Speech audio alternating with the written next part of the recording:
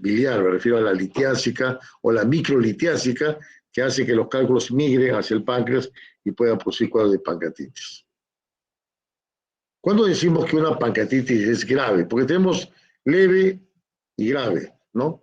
Y después hay una última clasificación que dijeron, bueno, hay leve, moderada y grave. Pero cualquiera de las formas, básicamente hay dos tipos de pancreatitis. Una leve, en la cual el paciente inflama el páncreas, viene a la emergencia por dolor abdominal, le hacemos una ecografía, hay un aumento del tamaño del páncreas, la amilasa está elevada, la lipasa también, ¿no? El paciente está con dolor intenso, tiene litiasis vesicular, y entonces el diagnóstico es fácil de una pancreatitis aguda. Siempre recuerden que para que ustedes consideren pancreatitis, tiene que tener el valor de la amilasa 3 veces el valor normal, ¿no? O sea, 3N, ¿de acuerdo? Pues si está ligeramente elevado, no necesariamente es pancreatitis. Hay otras patologías que producen elevación de amilasa. Recuerden que la úlcera duodenal también eleva la amilasa. La trombosis mesentérica también eleva la amilasa, por lo tanto, no crean que es patognomónico de la pancreatitis. Pero si una amilasa se eleva 3 veces el valor normal, definitivamente es una pancreatitis, ni dudarlo. ¿De acuerdo?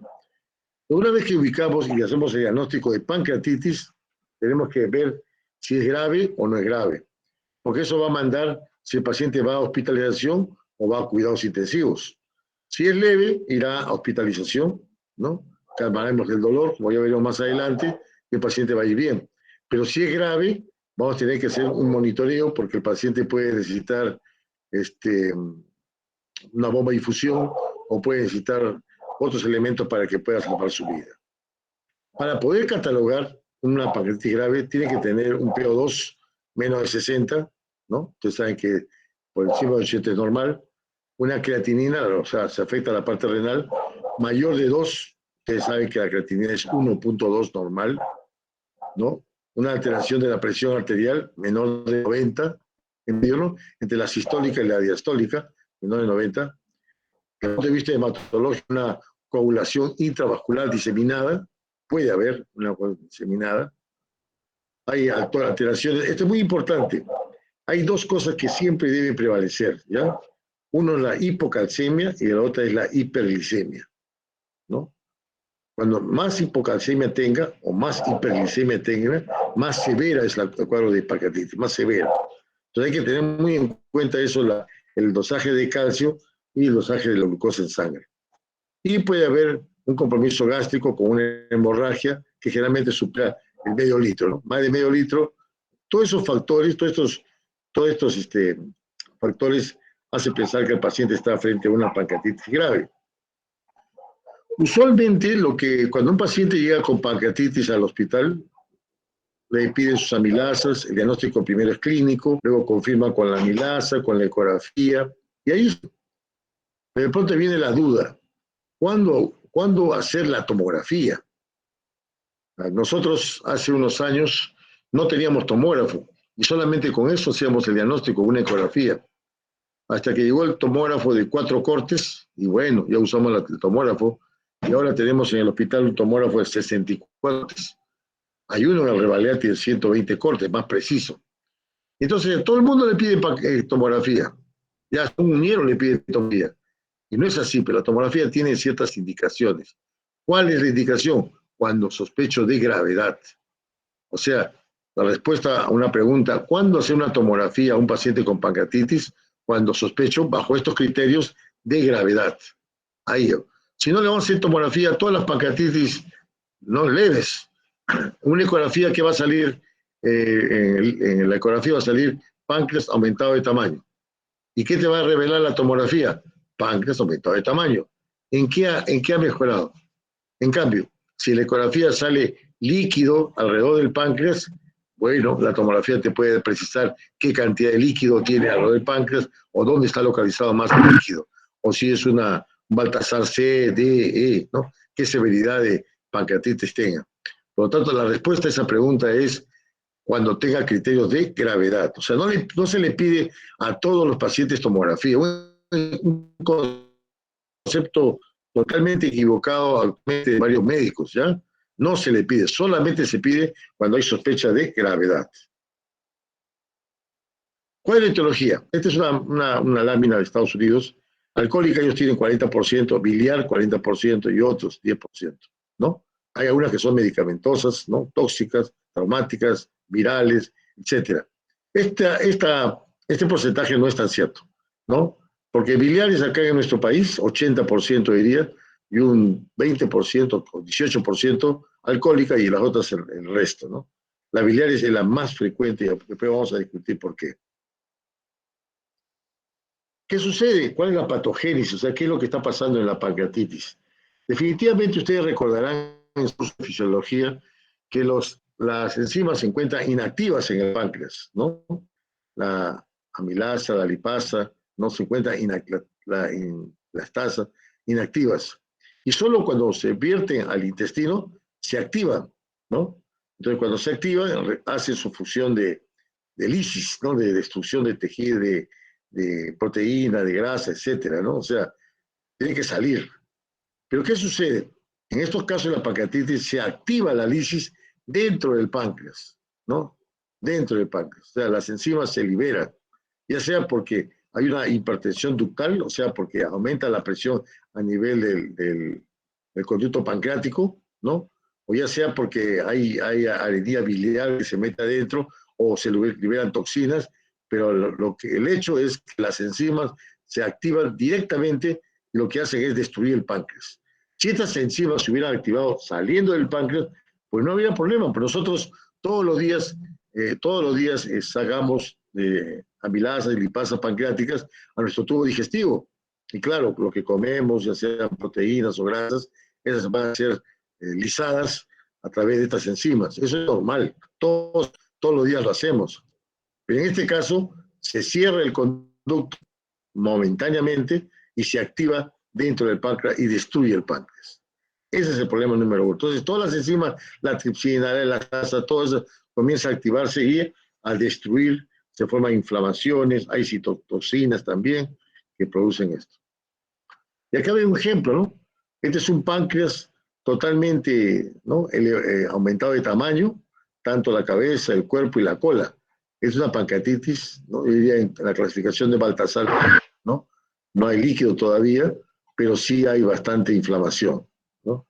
Este es un caso de pancreatitis de una tomografía. Entonces, ¿cómo se hace el diagnóstico de una pancreatitis? Primero, clínicamente, ¿no? Ya en infinidad de veces en las clases de práctica y teoría siempre les digo, señores, hagan su diagnóstico clínico, ¿no? No me pidan ecografía, tomografía, laboratorio, nada, ¿no? Y con eso háganse el diagnóstico. Ustedes tienen que hacer el diagnóstico clínico. ¿Y cómo es la clínica? El dolor.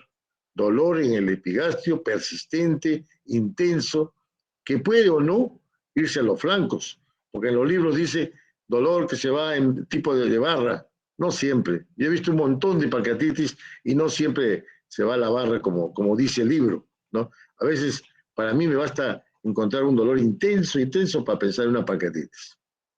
Yo recuerdo una señora acá en Tacna hace años, una paciente me llama por teléfono para que vaya a su casa. Me dice la hija, doctor, mi familiar tiene diarrea y dolor abdominal.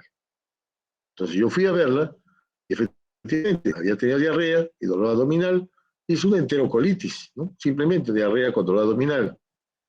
Cuando fui a mirarla el dolor era muy intenso, más de lo normal, ¿no? A pesar que no era en flancos, simplemente estaba en epigastrio, que podía haber dicho que era una enterocolitis y punto. Me llamó mucho la intensidad del dolor, ¿no? Que la paciente optaba por estar sentada, ¿no? O en posición genupectoral o posición mahometana para calmar el dolor. Ella se doblaba para calmar su dolor. Si no hubiera sido por la diarrea, yo diría que es una pancreatitis, ¿no? Y lo dije así, ¿no? Si no fuera por la diarrea, sería una pancreatitis, por el dolor intenso. Vamos a llevar al hospital. La llevamos al hospital, le hicimos estudio de amilasa y efectivamente era una pancreatitis, ¿no? Que cursó por cosas del destino con diarrea, pero no es la sintomatología de una pancreatitis en la diarrea, ¿no? Ella paciente tuvo ambas cosas, probablemente una enterocolitis y de pronto se convirtió en una pancreatitis. Entonces, ¿cómo me guió? Más que todo por la intensidad del dolor, no tanto por la localización del dolor. Cuando la pancreatitis es muy severa, puede haber hemorragia. Y cuando hay hemorragia, esa sangre se deposita en los tejidos y aparecen los Craig Turner, cuando es así como una equimosis en los flancos, ¿no? En los flancos. Y el signo de Cullen, cuando es una hemorragia periumbilical, ¿no? Oscura, ese es el signo de Cullen. Esos dos signos se busca, pero solamente en pancreatitis necrohemorrágica. En una pancreatitis leve no lo va a encontrar, ni moderada tampoco. Solamente que es una pancreatitis muy severa. Y bueno, y las amilasas tienen que ser, como le dije antes, 3 veces el mayor. Recuerde que la lipasa al inicio no se aumenta, al inicio está casi normal. Y después del segundo o tercer día de la pancreatitis, recién se encuentra aumentada.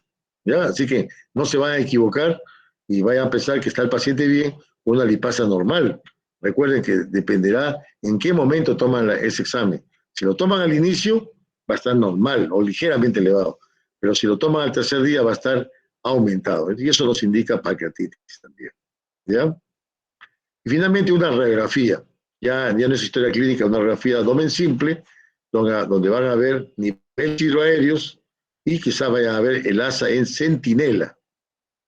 El asa en centinela es una asa dilatada, ¿no? Como su nombre es centinela, está lejos, un poquito como bordeando el páncreas, ¿no? El asa en centinela, que es una asa delgada, generalmente de yeyuno o ilio, ¿no? Pero que está rodeando el páncreas. Eso es muy importante en el diagnóstico del paciente con pancreatitis. Bien, como le dije antes, la pancreatitis aguda es diagnóstico fácil, pero también hay enfermedades que se confunden con la pancreatitis. Nos ha pasado. Una de ellas, por ejemplo, la obstrucción del intestino delgado, ¿no? Cuando hay obstrucciones, también. Cuando hay trombosis de la mesentérica, también eleva la amilasa y parece pancreatitis, y es una trombosis de la mesentérica. Cuando una víscera perforada, ¿no? Una úlcera duodenal que se ha perforado, también eleva la amilasa y es una úlcera. O cuando hay infarto intestinal, un paciente de edad que de pronto tiene una trombosis, ¿no? Y arterial y produce un infarto intestinal y también parece pancreatitis.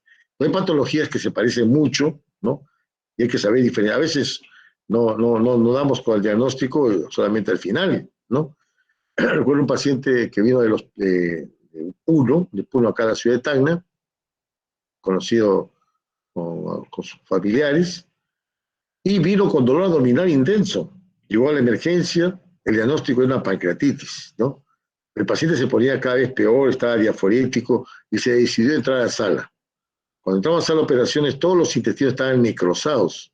¿Qué había pasado? Este paciente tenía una trombosis mesentérica y tenía una policitemia, su hemoglobina era de 18, ¿no? Entonces, nuevamente, sangre toda ahí, toda viscosa, se cerró en los vasos y produjo una trombosis. Y la pilasa estaba elevada, bien elevada, parecía una pancreatitis.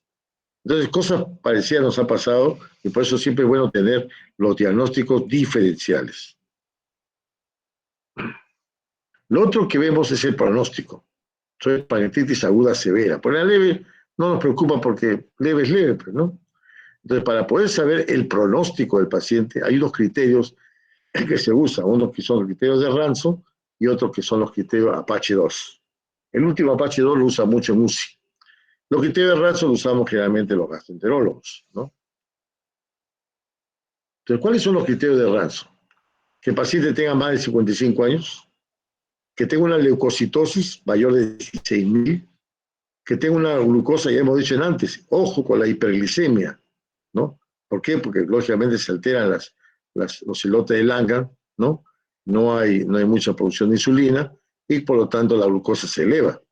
Entonces la glucosa se eleva a más de 200, la deshidrogenasa láctica más de 350 cuando hay procesos inflamatorios y la transaminasa, la TGP, más de 250.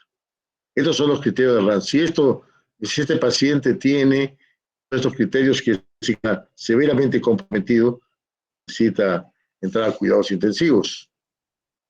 Y el otro criterio también son de Ransom, pues el antes que mencioné son los criterios al inicio, al ingreso del paciente. Y luego a las 48 horas puede agregarse, ¿no? El hematocrito comienza a disminuir, ¿no? Más del 10%. la urea se eleva, más de 8 miligramos mayor. El calcio, otra vez vuelvo a decir lo mismo, produce disminución de calcio. El año pasado, un interno de medicina me dice, doctor, quiero hacer un estudio de pancreatitis, ¿no? Yo digo, mira, eso está más rayado que la zanahoria, ¿no? Ya está todo el mundo, todo está escrito. Pero si haces un trabajo de pancreatitis, solamente quiero que enfoques dos cosas, la glucosa y el calcio, nada más. Y con eso vas a tener el pronóstico de los pacientes. Su trabajo de investigación fue bueno, ¿no? Lo presentamos y salió con excelencia su presentación. A tal punto que estamos pensando publicar su trabajo en una nueva escala, en la cual solamente abarque el calcio y la glucosa, ¿no? Entonces, no olviden esos parámetros, muy importante. Los otros pueden estar elevados, pero no son tan vitales como la glucosa y el calcio. La presión de oxígeno también disminuye, menos de 60. Hay déficit de base, más de 6.000 equivalentes en un AGA, ¿no? Entonces, todos esos parámetros nos hacen pensar, lo que creo de Ranzo, que el paciente está frente a una pancreatitis aguda. Si tiene menos de 3 criterios, ¿no? La mortalidad es 10%, y si tiene más de 7 criterios de los que hemos mencionado, la mortalidad es del 100%, ¿no? Entonces ustedes pueden jugar con eso, su mortalidad del paciente en cuanto vaya, ¿no? A más criterio de Ranzo, peor va a ser la severidad, ¿no? El otro criterio es el Apache. El Apache es inespecífico para pancreatitis, se usa para una clasificación de cuadros sépticos, etcétera. Entonces, el Apache básicamente se basa en 3 puntos. Primero, la edad, ¿no? Mayor de 45, ¿no? Le da hasta 75, le da 6 puntos, ¿no? También los signos vitales, cómo está el paciente, ¿no? Gases arteriales, electrolitos, tiene una escala de Glasgow, ¿no? Que se usa en UCI. Y las enfermedades crónicas concomitantes, 3 puntos. Primero, la edad. Segundo, cómo está. Y tercero, si tiene enfermedades concomitantes.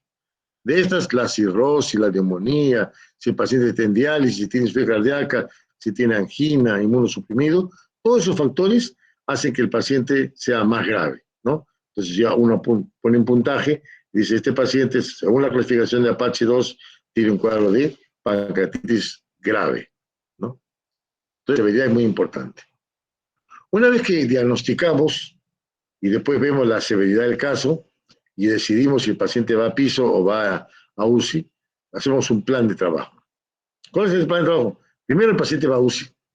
¿Por qué? Porque este paciente en cualquier momento se va a descompensar, ¿no?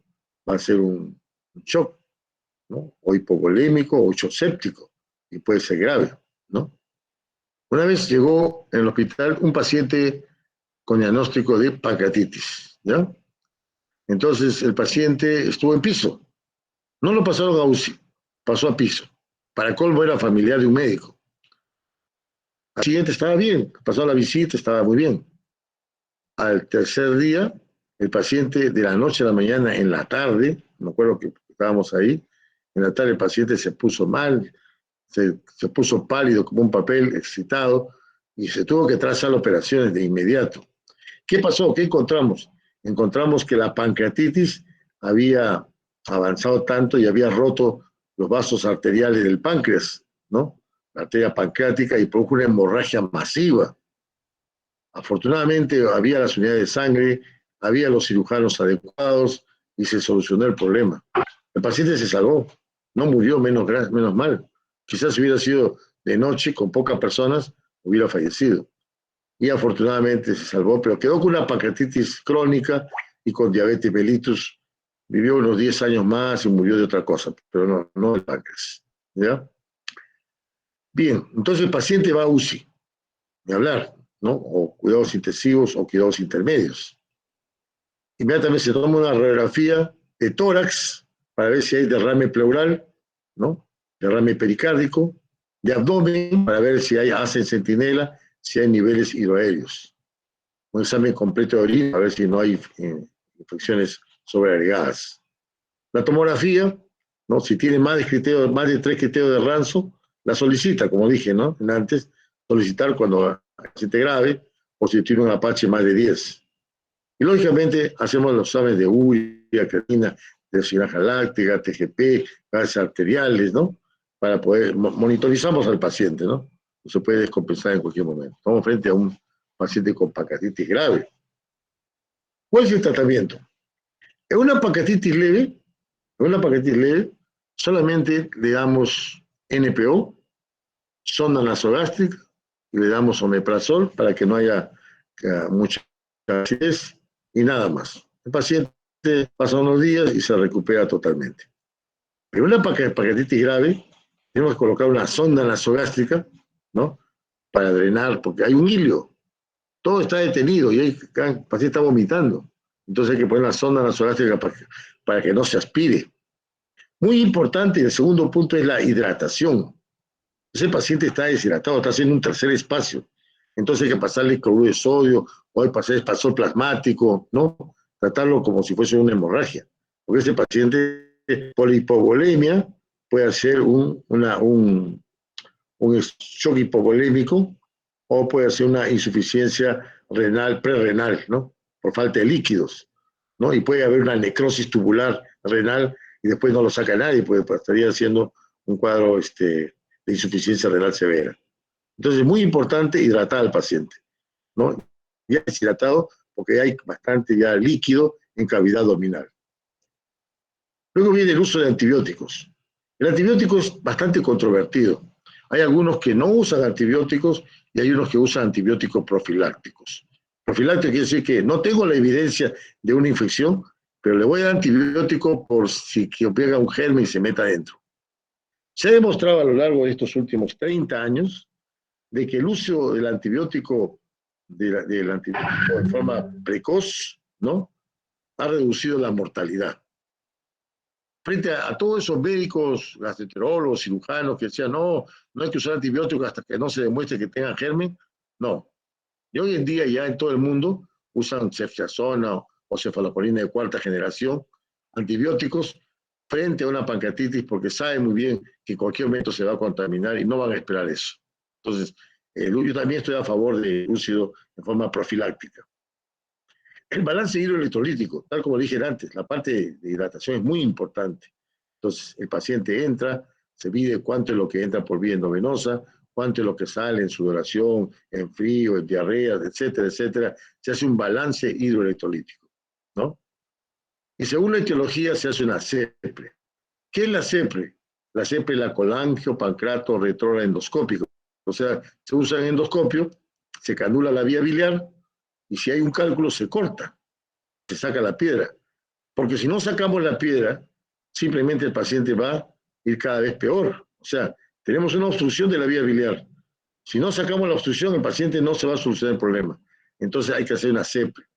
Pero no crean que es fácil. Una CEPRE, un paciente con pancreatitis severa, es bien severo, bien difícil. ¿Por qué? Porque el paciente está boca abajo, ¿no? De cúbito ventral, ¿no? Y tiene que estar por lo menos una hora soportando una manguera, un tubo grande, grueso, para hacer la papilotomía, la estación de cálculo y todo eso lo demás. Son medidas heroicas realmente, pero la hemos hecho en el hospital en otras oportunidades. ¿Cuáles son las complicaciones de la pancreatitis aguda? Que hay una superinfección, o sea, que se haya metido gérmenes por translocación bacteriana y haya producido abscesos, infecciones abdominales, ¿no? Realmente se ve, ¿no? Hay que poner drenes. Que haya un pseudoquiste. El pseudoquiste no se presenta inmediatamente, se presenta al segundo o al tercer mes de haberse producido la pancreatitis. Y a veces tenemos que hacer intervenciones quirúrgicas para hacer el pseudoquiste. 4, que haya ascitis o que haya derrame pleural, ¿no? Eso complica más al paciente. Entonces tenemos que ver si hacemos una paracentesis o si no una toracocentesis para aliviar el pulmón y pueda respirar. A la larga estos pacientes, o muy tempranamente también puede ser diabetes, ¿no? Hemos dicho que destruye las células productoras de insulina y finalmente produce diabetes. Y a la larga puede producir esteatorrea. Como no hay enzimas, la grasa pasa de frente y hace diarreas, ¿no? Diarreas que son amarillentas, que flotan en el agua, ¿no? Que son típicos de grasa. Se llama esteatorrea. Cuando ustedes tengan un paciente que le describa, doctor, yo hago amarillo, así como si echara aceite, y queda flotando como aceite, es una esteatorrea. Lo más probable es que tuvo una pancreatitis aguda, pero después terminó una pancreatitis crónica. ¿Ya? ¿Cuáles son las medidas generales? Colocar una NPO, definitivamente no puede comer el paciente. Se coloca una sonda nasogástrica con una succión intermitente, o sea, como hay un hilio, esta sonda va a succionar constantemente para que no se acumule el líquido. Hay que hacer un monitoreo, hay que manejar la hipoxia, usar una cánula, si no el paciente está muy grave, intubar al paciente, ¿no? Hacer una colocación, colocarlo en máquina, un ventilador, ¿no? Si hay hipovolemia, usamos una línea central, una PVC, colocamos líquidos, cloruro de sodio, ¿no? Después seguido de destroza. Un Swan Gang es colocación a una arteria grande para canular. Lo hacemos acá en UCI, no nosotros, sino los médicos de UCI. Hace canulación de arteria y coloca líquido. Vemos los electrolitos cómo están, la glucosa, la nutrición, que puede ser parenteral o puede ser enteral, ¿no? Petidina y demerol. Fíjate, la década anterior, estamos hablando de 1900, la anterior, 1970 a 1980, esa década, se usaba nutrición parenteral, o sea, a través de la vena, había sustancias osmóticas, en la cual estaba constituida por proteínas, por aminoácidos, ¿no? Lo cual hacía que el paciente tenga una mejor nutrición para que pueda recuperar el tejido dañado. Después comenzaron a surgir y dijeron, pero ¿por qué a la avena? ¿Por qué no aprovechamos el intestino? Es una nutrición enteral, ¿no? Entonces, pero para eso tenemos que bypassar el estómago y colocar una sonda nasoyeyunal. Entonces se comenzaron con las sondas nasoyeyunales al inicio, al mes de pancreatitis, luego a los 15 días, nosotros en Tacna comenzamos a poner a los 10 días y ahora están colocando al segundo día, ¿no? La sonda nasoyeyunal es una sonda especial, está debidamente protegida como para que dure bastante tiempo, y se coloca por dos formas, o se coloca por un fluoroscopio, ¿no?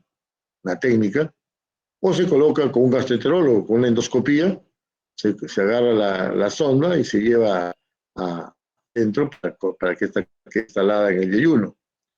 Entonces, hoy en día ya no se usa mucho nutrición parenteral por los costos, por lo difícil, por lo que hay que manejar con mucha exactitud los electrolitos, ¿no?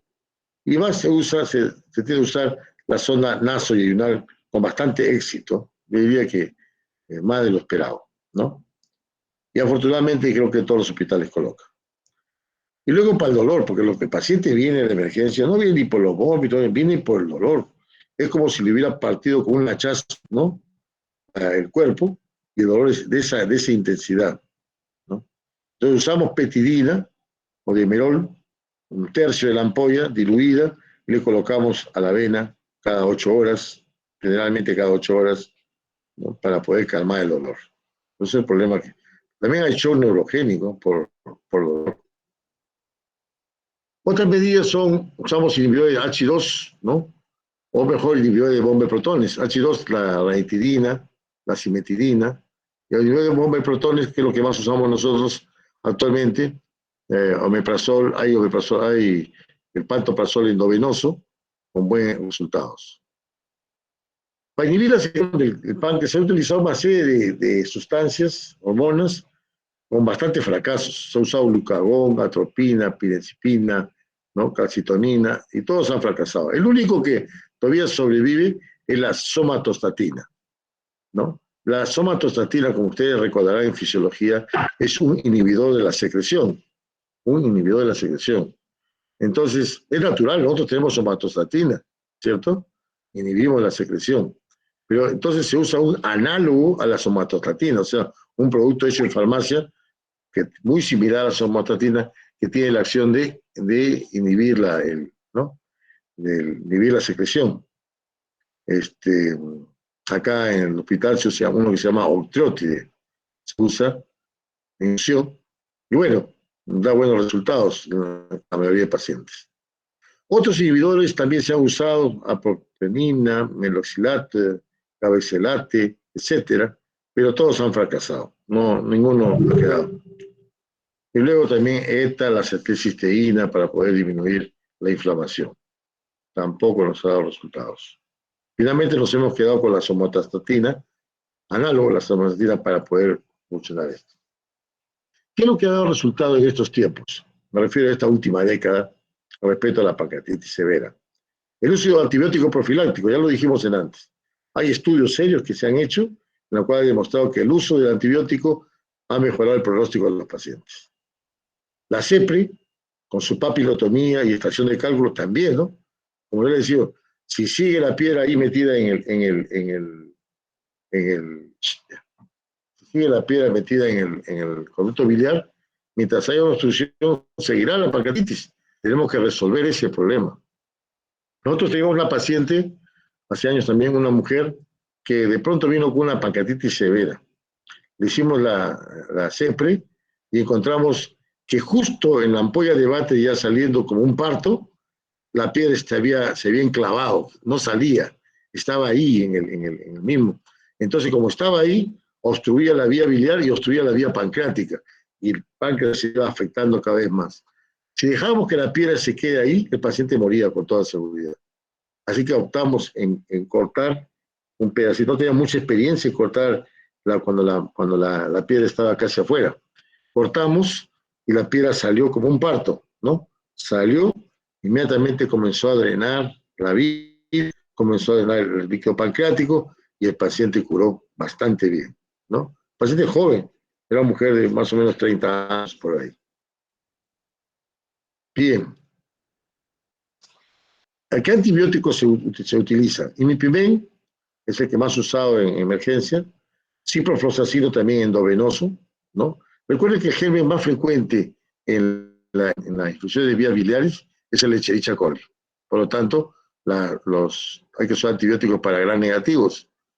Y el otro germen son los anaerobios, y por eso se usa metronidazol. O sea, imipimen y cipro por los gram negativos y metronidazol por anaerobios, porque también un 40% de infecciones de la vía biliar son por anaerobios. Entonces, ambos. O si no, se da ceftriaxona con metronidazol, que también es una buena combinación inicial, por lo menos, para pacientes con cuadro de pancreatitis. Un porcentaje mucho más severo, 20% se va a necrosis, ¿no? Hay que hacer eso en general, ¿no? Mantener la vía, ¿no? Darle oxígeno, ¿no? Fluidos adecuadamente, alimentación, ya le dije parenteral antes y ahora último enteral, ¿no? Que es la que más estamos usando, la vía enteral con una sonda nasoyeyunal. Entonces, la necrotizante, hay necrosis, ¿no? En el aspirado se encuentra necrosis. Ahí, cuando no hay infectado, sea antibióticos e infectado quirúrgico. Esta es una pregunta también siempre de examen, ¿eh? ¿Cuándo operar un paciente con pancreatitis severa? ¿Cuándo operar? ¿O no lo operamos? El paciente, si no lo operamos, se muere. Y si lo operamos, también se muere. Pero ¿cuándo operar y cuándo no operar? Una pregunta muy importante. Entonces, se ha demostrado que cuando hay infectado hay que operar, sí o sí, no hay más, ¿no? Pero ¿cómo demuestro que está infectado? Entonces, con una aguja, obviamente una aguja de Shiva, hoja delgadita, a través de una ecografía o una tomografía, se inyecta, ¿no?, por el abdomen, se llega hasta el lugar donde está el líquido, se aspira, se saca ese líquido, se manda a estudiar un gram y un cultivo. El gram sale al instante, dice infectado, ya ni hablar, hay que entrar a las operaciones. Pero si dice infectado, entonces no entras a las operaciones y queda solamente en observación. ¿Por qué le digo eso? Porque antes operaban a toditos. Basta que tenga líquido y lo operaban, ¿no? Hacía ecografía, tomografía, Baltasar C, ya, líquido, hay que operar. Operaban. ¿Y qué pasaba? La mortalidad era del 90%. Y estaba en la época. La mortalidad era del 90%. Ya ni siquiera lo miras, ya candidato se va a morir, ¿no? Hasta que alguien vino, ¿no? Me acuerdo del doctor Barreda, que era un médico cirujano de la unidad de páncreas del Hospital Revalliati, comenzó a cuestionarse, oye, a todos los que operamos mueren, ¿no? Algo estamos haciendo mal.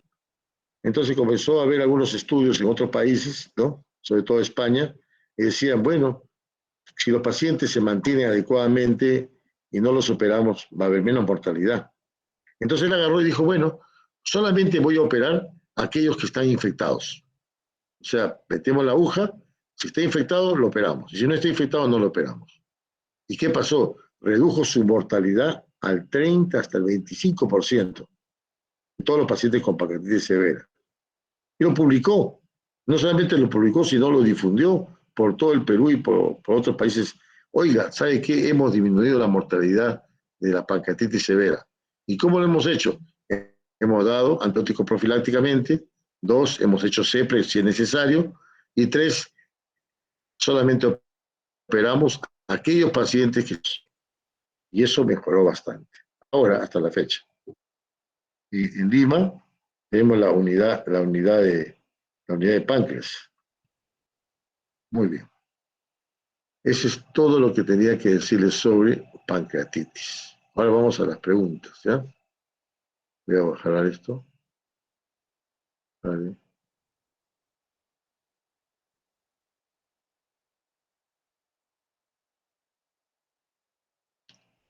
Muy bien, ahora sí.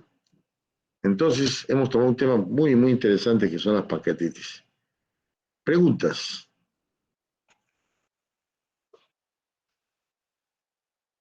Lo pueden hacer directamente o por el chat, ¿eh? No que son medio tímidos, por el chat, o sino directamente. Doctor, buenas noches. ¿Cómo nos ha ido a nosotros en el Seguro Social de Tacna? Ya hemos hecho estudios, ¿eh? Hay 2 estudios, inclusive hay 2 tesis al respecto. Nuestro pronóstico también está igual, más o menos solamente hemos operado. Y cuando operamos, no es que sacamos el páncreas, sacamos todos los tejidos necrosados, ¿no? Y hasta como se necrosa, se infecta. Entonces operamos toda la... Inclusive dejamos a veces la cavidad abierta y ponemos un plástico. Eso se conoce como bolsa de Bogotá. Le ponemos bolsa en Bogotá y el paciente puede entrar a hacer operaciones todos los días, hasta que se van sacando todos los tejidos necróticos y queda bien, ¿ya? Entonces, nuestro pronóstico está muy bien, más o menos tenemos un 30% de mortalidad en pancreatitis severa, pero 70% han ido bastante bien. Ya no mandamos los pacientes a Lima. Antes mandaban pancreatitis severa, ya agarramos el avión y lo mandábamos a Lima. Hoy no, hoy lo tratamos acá, lo operamos acá, ¿ya? Por lo difícil que es el traslado. Dime, Hernán, ¿qué vas a preguntar? Doctor, mi pregunta era acerca de que en algunos artículos dicen de que una complicación de realizar CEPRE es de que va a ocurrir una pancreatitis. ¿Y a qué se debería Muy esto? bien, efectivamente, efectivamente, Hernán. Hay 3 complicaciones que se presentan en la CEPRE. 1, que se haga pancreatitis. 2, que se perfore el intestino. O sea, cortas la papila y se te va la mano y cortas el intestino. 2. Y 3, que hagas hemorragia. O sea, al momento de cortar, agarras un vasito y comienza a sangrar y sangrar y sangrar. Son 3 complicaciones. Nosotros acá en Tana hemos hecho antes 500 CEPRES, más o menos. 250 yo, 250 mi colega, ¿no? Mitad, mitad. Y las complicaciones que tuvimos fueron 0.01. Tuvimos pancreatitis, cierto, tuvimos pancreatitis una, tuvimos hemorragia una y perforación una, ¿no? Una de cada una, pero de 500, no sé qué, poquísimo, pero se presenta. ¿Y cuándo se presentan estas complicaciones? Cuando no se conoce bien la vía biliar, o sea, cuando al momento de hacer CEPRE, no domina la CEPRE. Entonces, por eso los hospitales, cuando tienen complicaciones, generalmente cuando son los residentes de primer año, ¿no? De segundo año, con ellos se complica más, porque como son nuevos, y como acá aprenden con el paciente, entonces se complica. Pero en manos expertas no sucede eso. O sea, tu pregunta, Hernán, es interesante porque es cierto. ¿Cómo le voy a hacer una CEPRE a un paciente que ya tiene pancreatitis para que le haga nuevamente más pancreatitis, ¿no? ¿Cierto? Pero si no le saco el cálculo, Hernán, el paciente va a morir, porque con toda seguridad la vía biliar no está limpia y va a continuar con su pancreatitis. O sea, tenemos que arriesgarnos. Pero ahí tiene que estar el experto para poder de frente en la primera canular. Hay un truco. hay un truco de manos, o sea, cómo levantar el catéter, cómo ubicar la ampolla de bate, tiene que estar bien ubicada, casi en el centro, un poquito hacia abajo, porque si la ampolla de bate está mal ubicada, comienzas a canular, lo único que vas a hacer es producir una pancreatitis. Entonces, hay secretos que una vez el lugar exacto que tiene que estar, la ampolla debe estar bien enfrentada, ahí se llama así, tenemos que enfrentar bien la ampolla. Y lo segundo, al momento de colocar el catéter, ¿no? Hacerlo lo más elevado posible para alcanzar el conducto biliar, porque si lo está en la entradita, solamente vas a alcanzar el conducto pancreático, ¿no? Entonces eso ya es manejo, ya vas aprendiendo, mientras más vas haciendo, vas aprendiendo cómo entrar, cómo canular la vía biliar sin tocar el conducto pancreático, ¿ya? Sí, a pesar de eso, Hernán, se tiene que hacer no hay otro, y se le explica al paciente, ¿no? Se le explica, así, mira, ¿sabes qué? Tienes una pancreatitis, corremos riesgo de volver a reactivar tu pancreatitis, pero no tenemos otra salida. Y ponemos al más experto, ¿no? En hacer esta CEPRE, ¿ya? No crean que es fácil, ¿eh? Es bastante difícil, ¿ya? Es estresante también, ¿eh? Cuando yo he hecho la CEPRE, estaba así con mis nervios en punto, había un infarto, ¿no? De no sangrar, de no perforar y de no complicar, ¿ya? Muy bien. Otra pregunta, acá tengo otra pregunta. ¿Qué tanta incidencia hay en cuanto a la pancreatitis necrotizante? Son menos del 10%. Yo diría que hasta menos. Dependerá mucho de estadio, ¿no? A veces hay pacientes que tienen pancreatitis 1, 2, 3, 4, llegan al hospital al quinto, sexto día ya con pancreatitis necrotizante. Pero si detectamos a tiempo, va a ser poco probable que llegue a este punto. Entonces, muy importante es en el tiempo que ha estado enfermo. ¿Cuánto tiempo antes de llegar al hospital estaba enfermo? Si son varios días, entonces va a ser más severo, ¿no? Y Sí, los doctor. criterios, ¿qué? ¿Aló? Sí, doctor, es que, ¿Pregunta? bueno, Hola. el argente menciona de que en cuanto a pancreatitis aguda es de que suele ser, el paciente suele venir después de haber comido una comida grasosa, muy pesada. Entonces, quería saber si es que hay una mayor incidencia en alguna época del año, por ejemplo, o en Año Nuevo o en Navidad, que se consume bastante, por ejemplo, el pavo, todas esas cosas, ¿no? A veces algunos consumen su lechón y es bastante grasoso, o en fiestas patrias que también suelen irse a comer a los restaurantes. ¿En esas fechas hay mayor índice de pancreatitis aguda y crónica o es igual Sí, es todo el año? cierto. Realmente nosotros después de Navidad, de Año Nuevo, ¿no? O celebraciones importantes, ya nosotros en el hospital sabemos que nos viene una pancreatitis, o viene cólicos vesiculares, o viene con gastroenterocolitis, ¿no? O sea, como que cuando hay el invierno aparecen las neumonías, ¿no? Igual, sucede, aparecen los cuadros, es cierto. Pero también me ha hecho acordar algo muy importante. A veces el paciente no tiene problemas biliares ni cálculo y solamente una ingesta grasosa abundante provoca la pancreatitis, ¿no? O sea, sin necesidad de que haya problemas biliares. Nosotros en el Hospital Revaliati teníamos un residente que era bien comelón, aparte que era gordito, fiesta que iba, comía acá, arrasaba con todo, ¿no? Y justamente había un matrimonio y un buffet, y él arrasó con el buffet, pues sabes que en el buffet parece que uno nunca hubiera comido, ¿no? Come tallarín, come carapulca, come picante, come 20 platos el mismo día, ¿no? Y eso fue lo que pasó. Ese día comió abundante y en la madrugada llega al hospital con una pancreatitis severa, ¿no? Hasta el punto que tuvieron que internarlo a cuidados intensivos. Entonces, también el exceso de grasas por sí solo produce pancreatitis. No olvidemos que los pacientes que tienen hipertriglicidemia, eso volví a mencionarles, también puede provocar cuadro de pancreatitis, ¿ya? Entonces, no sé. Hay una pregunta interesante, dice, ¿los criterios de IPISAP son igual de importancia que los criterios de Ransom? Bueno, nosotros usamos criterios de Ransom, nosotros los gastroenterólogos hace 800 años y no nos va mal. No usamos otros criterios más que Ransom, ¿no? Y Apache. Apache usa más lo de UCI. Ellos tienen su tablita ahí de Apache y clasifica. Nosotros en gastroenterología usamos criterios de Ransom. No sé si serán iguales o mejores o peores, pero el que más usamos, no solamente acá en Tacna, sino en Revaliati, Almenara, todos los hospitales donde yo he estado, inclusive en España, usan criterios de Ransom. inclusive de España. ¿Ya? Muy bien. ¿Otra pregunta?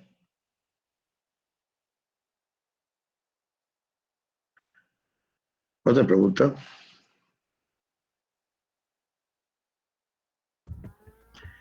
Doctor, ¿todos los pacientes Hemos con visto pancreatitis deben ser pancreatitis por intubados? parasitosis, sí. Yo he visto un caso, como me acuerdo que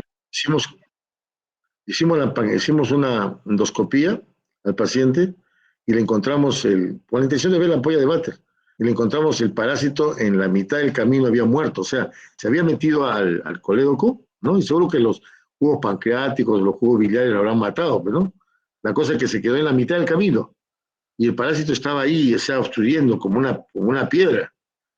Tenía su colita, ¿no? Y el ascaris duro. Así que por ahí metimos ¿cómo se llama? Un asa de alambre, un asa, lo untamos y lo sacamos, ¿no? Presionando, pero estaba destruido, ¿no? Y ahora entiendo por qué producen pancreatitis, porque entran ahí y como se necrosa, se quedan atorados, como un ladrón atorado en una ventana, así, atorados y no salen. Y hay que sacarlos, que los sacamos y el paciente mejoró. Una vez he visto un caso así, ¿eh? De pancreatitis por ascaris, ¿ya?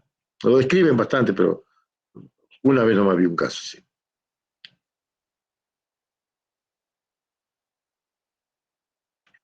Lo más importante, cuando el paciente llega a la emergencia, es su dolor.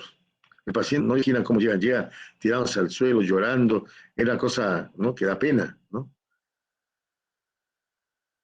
Entonces, le colocamos una vía, un tercio de ampolla endovenoso y condicionar el dolor, un tercio, un tercio, un tercio, mientras vamos aplicando omeprazol, sonda nasogástrica, a veces usamos metamizol también para parar el dolor, ¿no? O sea,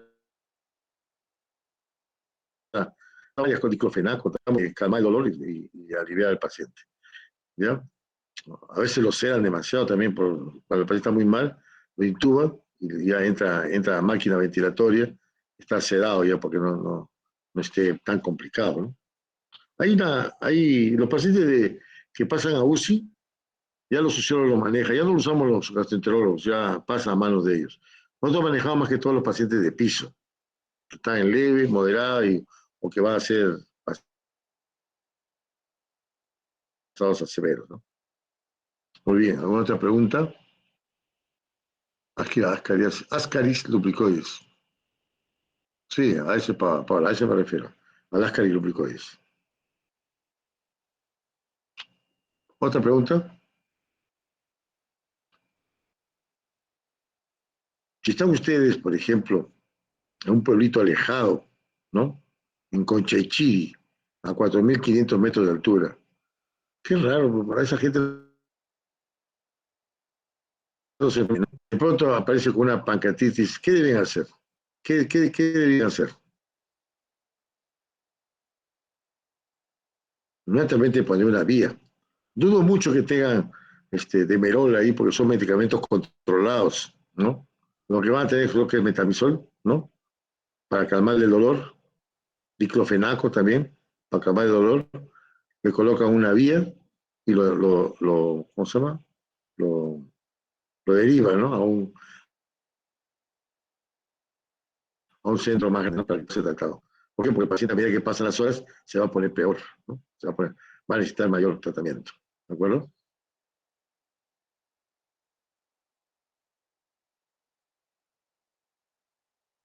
Muy bien. Entonces, ahí quedamos.